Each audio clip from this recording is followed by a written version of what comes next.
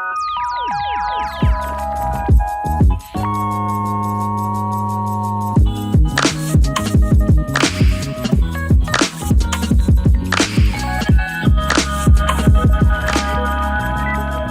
to our deep dive into Paulo Coelho's The Alchemist. Yeah. This book, a fable about following your dreams, Right. has resonated with readers for decades. Oh, absolutely. And today, we're going to try to uncover the key takeaways and the hidden gems within Santiago's journey. Yeah, it's a deceptively simple story that, like a good fable, manages to pack a powerful punch. We'll be looking at how Coelho uses Santiago's experiences to illustrate those universal themes of self-discovery and purpose. We first meet Santiago as a shepherd in Andalusia. Right. And he has this recurring dream about treasure at the Egyptian pyramids. And instead of just brushing it off, he decides to sell his flock and actually go to Egypt. Wow. That's quite a leap of faith. It is, and that's where personal legend comes into play. Yeah. It's not just about whimsical dreams, but about that deep-seated purpose. The reason we feel most alive, Santiago's journey embodies the pursuit of that very essence. It makes you wonder if sometimes we're too quick to dismiss those crazy ideas that pop into our heads. Yeah. What if those are actually glimpses of our personal legend trying to break through? That's an interesting point. Yeah. It's almost as if Santiago's willingness to listen to that inner voice is what sets his journey in motion. He doesn't have all the answers, but he trusts the call, and that's a powerful first step. And speaking of guidance, he has some pretty incredible encounters along the way. He does. Melchizedek, the king of Salem, is one of the first people he meets. Yeah. His character is fascinating. He is wise and mysterious. Right. And nudges Santiago in the right direction. He does. Melchizedek introduces the idea of omens. Okay. Those subtle signs we often miss. Right. And the soul of the world. Oh, wow. This concept really resonated with me. Yeah. It's this idea of a universal force connecting everything, a kind of energetic web that we're all part of. So instead of feeling isolated, we're actually connected to something much larger than ourselves. Exactly. And if we tap into that soul of the world, we can find guidance and support on our journey. It almost makes you want to pay closer attention to the world around you. Yeah, it does. Yeah. Imagine if we approached our day with that awareness, looking for those subtle connections and synchronicities, it could completely change our perception of reality. I love that. But Santiago's journey isn't all mystical encounters and profound insights. Yeah. He also has to work for the crystal merchant in Tangier. That felt like a major detour to me. It did. Almost like he's getting sidetracked from his personal legend. Yeah, and that's the brilliance of it. Okay. Life isn't always a straight path. Right. The crystal merchant represents those who have dreams. Yeah. But let fear hold them back. Right. He's a stark contrast to Santiago's willingness to embrace the unknown.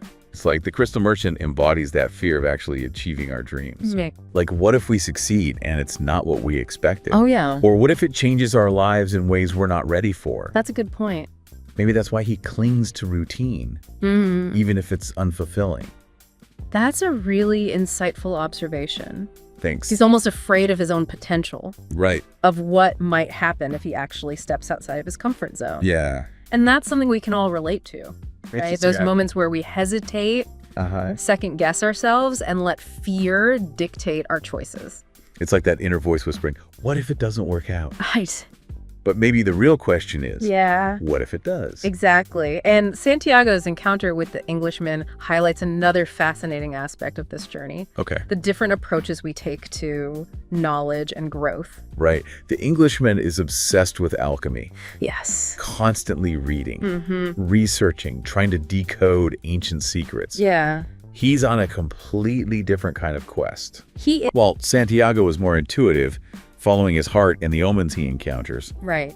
The Englishman represents a more intellectual approach, relying on logic and analysis. Yeah. I wonder if it's about finding a balance between those two. Oh, that's interesting. We need both the head and the heart, the logic and the intuition, to navigate this journey called life. I think you're on to something there. Yeah. It's like those two characters represent different facets of ourselves. Right. And perhaps the journey is about integrating those seemingly opposite forces. Yeah. Learning to trust both our intellect and our gut feelings. It makes me think of times when I've overanalyzed a situation, getting stuck in my head. Yeah. When all I really needed to do was like listen to my heart. Yeah. It's like we need to find that sweet spot where those two voices work in harmony.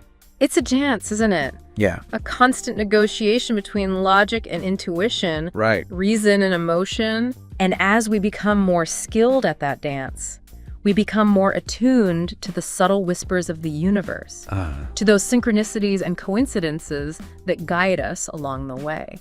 And maybe that's what the language of the world really is. It's not just about literal signs and symbols. Right. But about learning to decipher those messages that come through our experiences, through our interactions with others, and through that quiet inner voice that knows more than we often give it credit for. That's a beautiful way to put it.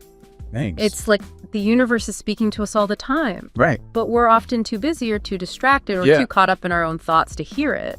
But when we slow down, pay attention, and learn to listen, that's when the magic starts to happen. And maybe that's why Santiago needed to leave his familiar life behind, to venture into the unknown, Right? to step outside his comfort zone, Yeah. and really listen to what the universe was trying to tell him. It's as if the journey itself is what attunes his senses, Okay. making him more receptive to those subtle whispers. Right. And that's an important reminder for all of us.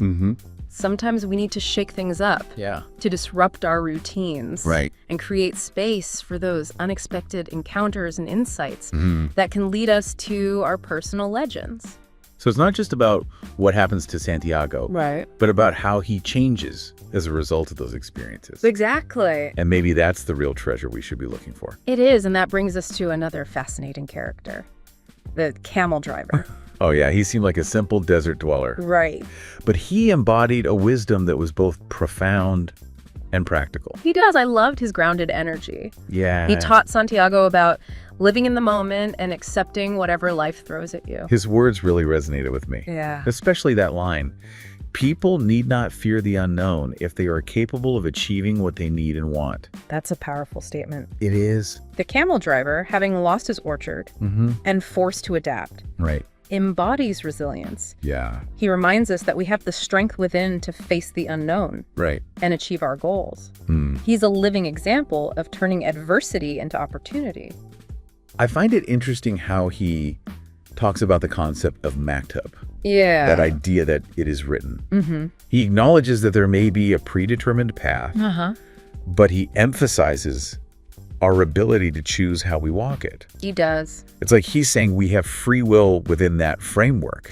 And it's a beautiful paradox. Yeah. We can simultaneously accept the flow of life, the things that are beyond our control, Right. while also taking responsibility for our choices and actions. We're not passive passengers on this journey. Right. We have the power to navigate the currents, Yeah. to adapt to the changing winds, Right. and steer ourselves toward our desired destination. It's a delicate balance, isn't it? It is. Surrendering to what is known, while also actively shaping our destiny. And perhaps that's the key to navigating the unknown, to embracing the uncertainties of life, while remaining true to our personal legends. It is, and that's something Santiago continues to grapple with as he journeys deeper into the desert, Right. encountering new challenges and discovering new truths about himself and the world around him. Right. And we'll delve into those discoveries in the next part of our deep dive. Yes, we will. We'll talk about his encounter with Fatima, his meeting with the alchemist himself, Right. and the profound lessons they both impart. Absolutely. But for now, we'll leave you with this thought. Okay. What if the real treasure is not a destination, but the transformation we undergo along the way? That's a good one to think about.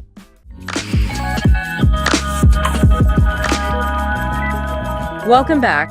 Before we delve further into Santiago's journey, I'd like to pause and ask you a question. Okay. As we've been discussing his adventures and these grand concepts like personal legend and the soul of the world, what's resonating most with you? Oh, that's a great question. Yeah. It's easy to get swept up in the adventure of it all. Right. But you're right. It's important to connect it back to our own lives. Yeah. For me, what's really striking is Santiago's willingness to trust his gut, to follow those whispers of intuition, even when they lead him in unexpected directions. That's a key theme here, isn't it? It's like he's attuned to a frequency that most of us have forgotten how to hear. Right. He's open to those omens, those subtle signs and synchronicities that point him toward his personal legend. It's almost like he's playing a game of cosmic connect the dots. Right. Seeing the patterns and connections that others might miss. Yeah. It makes you wonder how often we miss those signs in our own lives because we're not paying attention. Right. Or maybe we're too afraid to trust what they're telling us. It's easy to dismiss them as mere coincidence, right? Yeah. But what if those synchronicities are the universe's way of nudging us in the right direction, of whispering possibilities we might not have considered otherwise? And Santiago's not afraid to take risks. No, he's not. He sells his sheep. Right. Travels to a foreign land. Faces challenges that would make most of us turn back. Oh, absolutely. But he keeps going. Yeah. Driven by that inner compass that seems to be guiding him toward his destiny. That courage to step into the unknown is what allows him to grow, to learn, and ultimately discover his true potential. Yeah. It's like he understands that the real risk lies in playing it safe, in staying within the confines of what's familiar and comfortable. It reminds me of that quote by Anais Nin. Oh, yeah. And the day came when the risk to remain tight in a bud was more painful than the risk it took to blossom. Wow. Santiago chooses to blossom. He does. Even if it means facing storms along the way. That's a beautiful analogy. Thanks. And speaking of storms, Santiago's journey is not without its challenges. No, it's not. He faces theft, tribal wars, the harshness of the desert itself. These obstacles test his resolve, pushing him to his limits.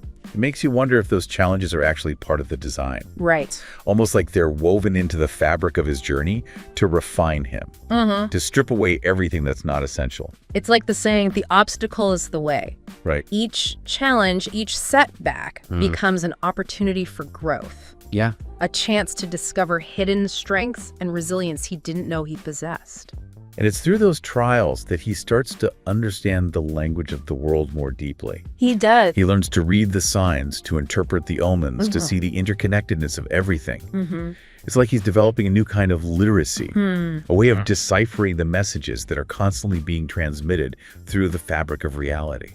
It's a fascinating concept, isn't it? Yeah, Jane. This idea that the universe is constantly communicating with us, not just through words, but through experiences, through synchronicities, through those seemingly random encounters that turn out to be anything but random. And the more we pay attention, Yes. the more attuned we become to that frequency.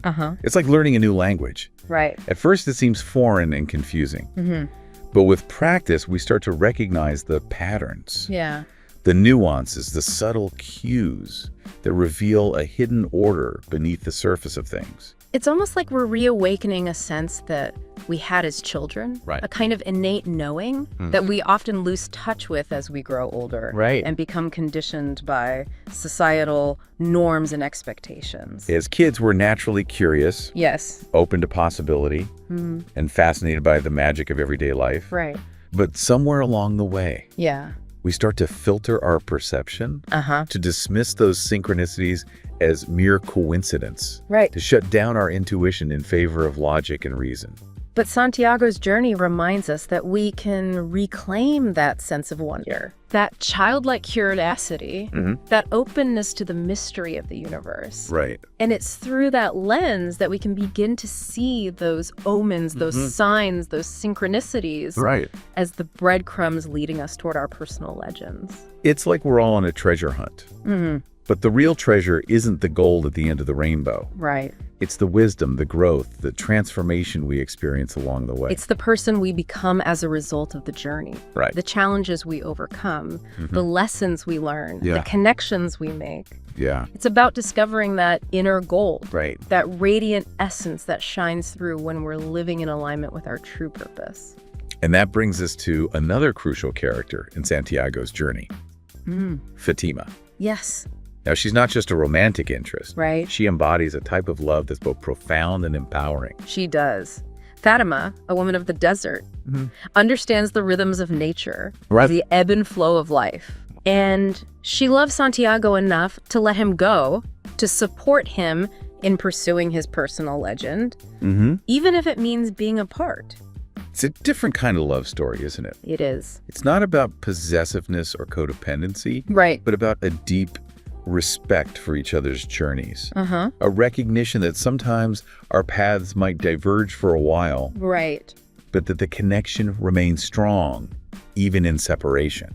It's a love that empowers both individuals to grow, Yeah. to evolve, and to become the best versions of themselves, not in spite of their differences, but because of them. Right. And that's a powerful message, It is. especially in today's world where we're often told that love should complete us, Yeah. that we need to find that one person who fulfills all our needs. Fatima and Santiago's relationship challenges that notion. It does. Their love is not about finding completion in each other, Right. but about supporting each other's growth, Uh-huh. even if it means letting go. Yeah. And there's a profound beauty in that. There- A sense of freedom and trust that allows both individuals to shine their brightest. It's a testament to the power of love that's not rooted in fear or need, Right.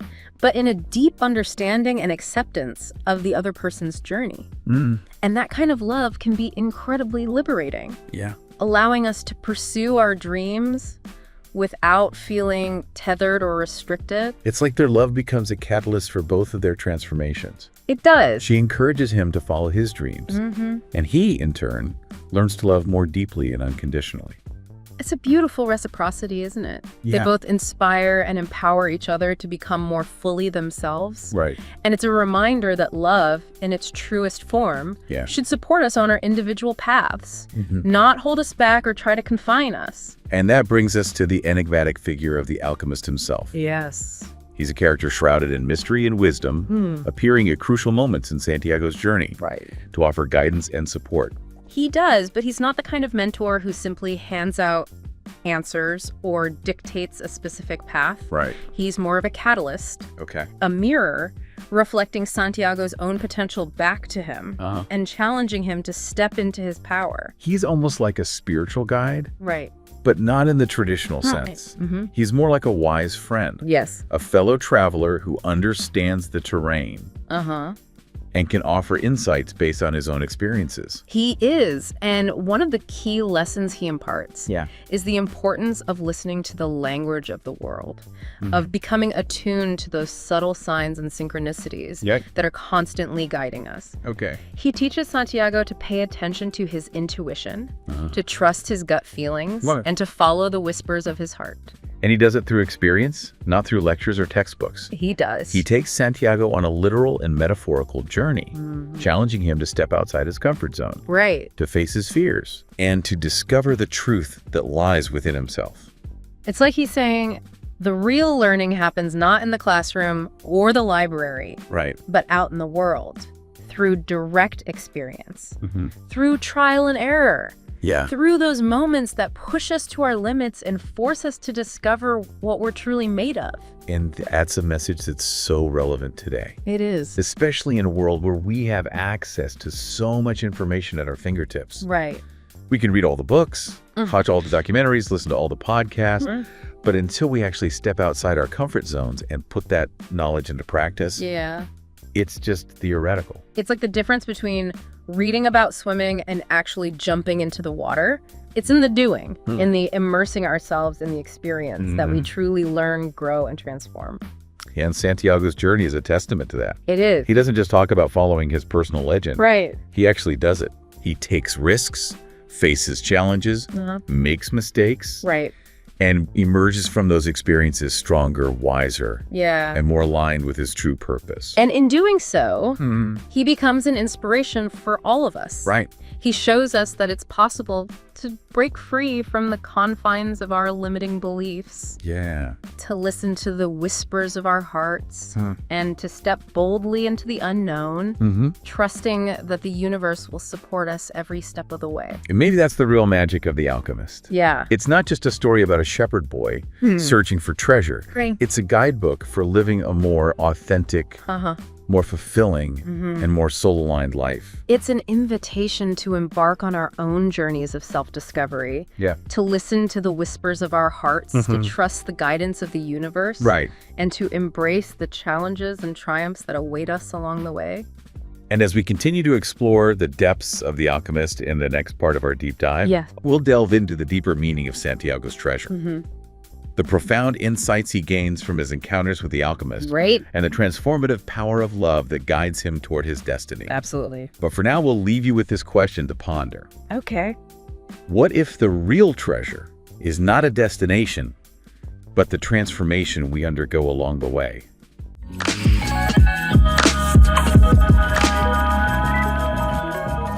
So we've been following Santiago on this incredible journey.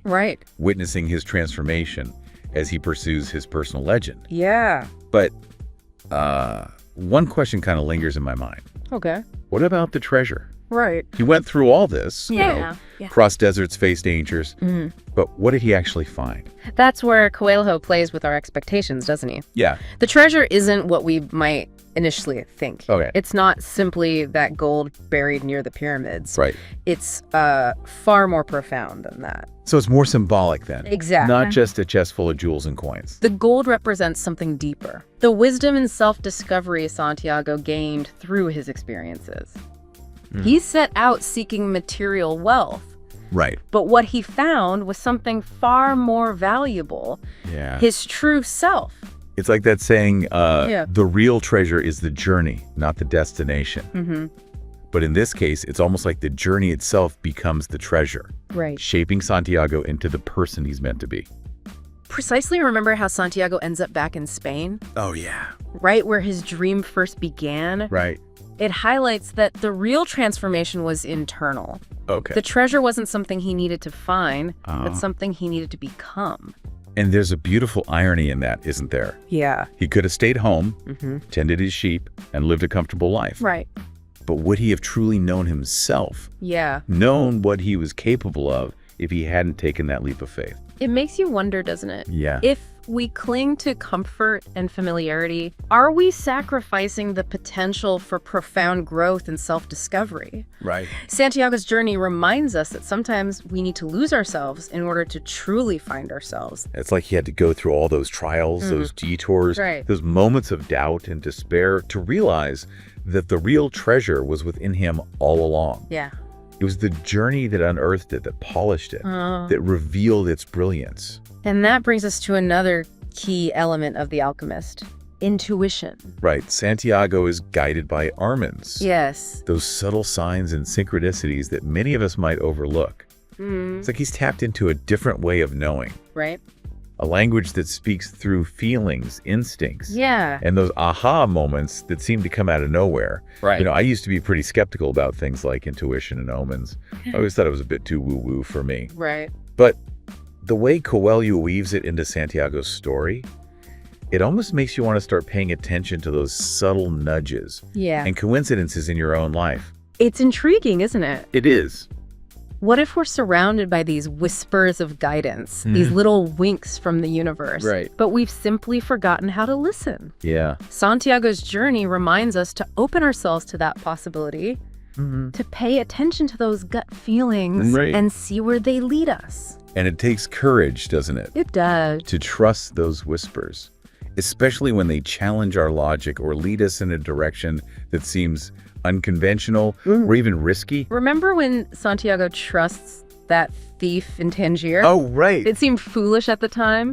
But even that experience taught him a valuable lesson about listening to his inner voice, even when it goes against conventional wisdom. It's like he's constantly recalibrating his compass, learning to distinguish between fear-based doubts and the true whispers of his intuition, that inner knowing that's connected to something larger than himself. Exactly. And that's where the concept of the soul of the world comes into play.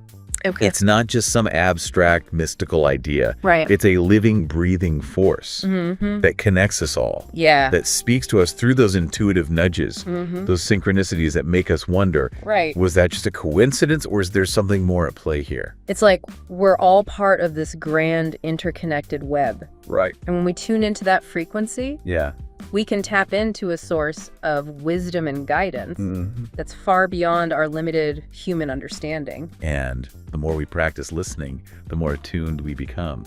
It's like learning a new language. It is. At first it seems foreign and difficult, But the more we immerse ourselves, the more fluent we become. Exactly. And Santiago's journey is a beautiful illustration of that. It is. He starts out following those omens almost blindly, Right. taking leaps of faith without fully understanding why. But as he progresses, he becomes more adept at interpreting those signs. Right. Those subtle whispers that guide him toward his destiny. He learns to trust that inner compass. Yeah. Even when it leads him through storms and detours. Right. And that trust, that willingness to surrender to the unknown is what ultimately leads him to his treasure. And it's not just about the treasure itself. Right. But about the person he becomes along the way. Exactly. The challenges he faces, the lessons he learns, the love he experiences. Yeah. All of these shape him, refine him, and reveal his true potential. It's like he's a sculptor chipping away at the excess stone to reveal the masterpiece Right. that was always hidden within. Yeah. And love plays a crucial role in Santiago's transformation, doesn't it? It does. His relationship with Fatima is so much more than just a romantic interlude. Right. It's a catalyst for growth, a testament to the power of love that empowers and liberates rather than confines and controls. You're absolutely right. Fatima embodies a love that's rooted in understanding, acceptance, and freedom. Yeah. She encourages Santiago to pursue his dreams, knowing that their connection transcends physical distance.